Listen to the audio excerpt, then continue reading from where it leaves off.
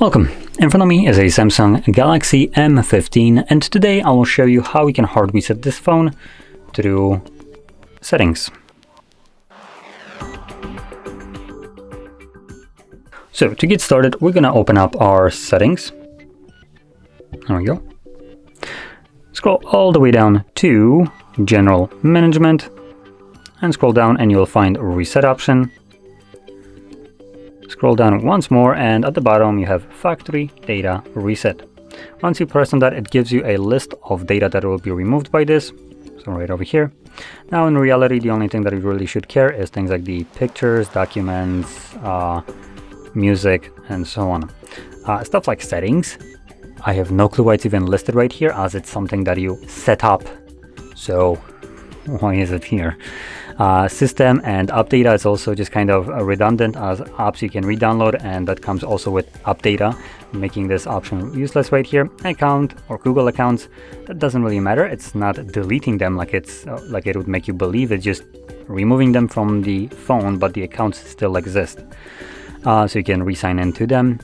So in reality, like I mentioned, the things that you should care about are things like music, photos, and user data, as these are primarily ones that will be the hardest to regain if you delete them, if you don't have a copy of it. Specifically things like photos as an example, or documents or user data.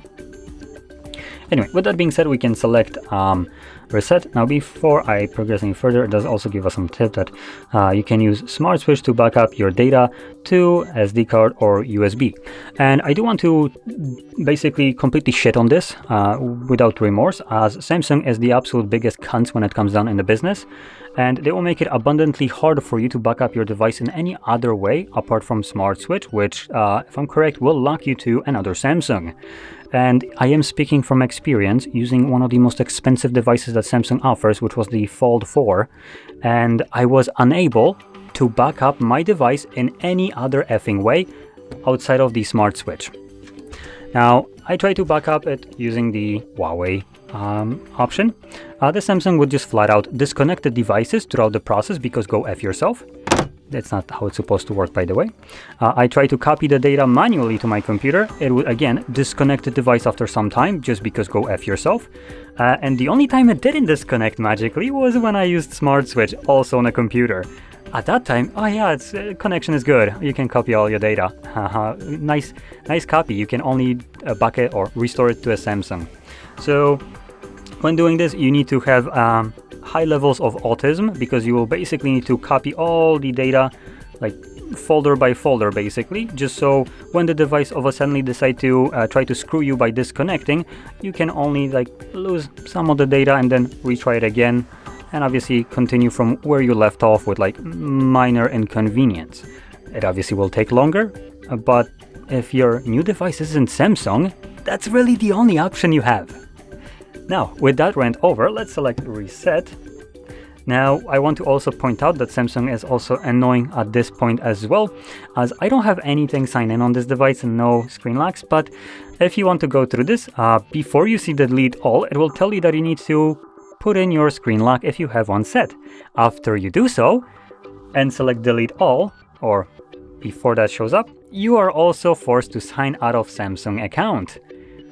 Begging the question, why did I need to put in the screen lock if I also need to sign out of the Samsung account? Couldn't you just start off with that? So a bit of inconvenience, and the hypocrisy here is the fact that if you only have Google account, it doesn't require you to sign out of Google account for some reason. It only cares if you have Samsung account, making your life inconvenient and proving furthermore that Samsung account is just absolute dog shit. In any case, once you do that, it then begins the reset, which will take about a minute, maybe 2 minutes to finish up. And once it's completed, we should then be presented with Android setup screen. So I'm just gonna let it run through and come back once it's finished.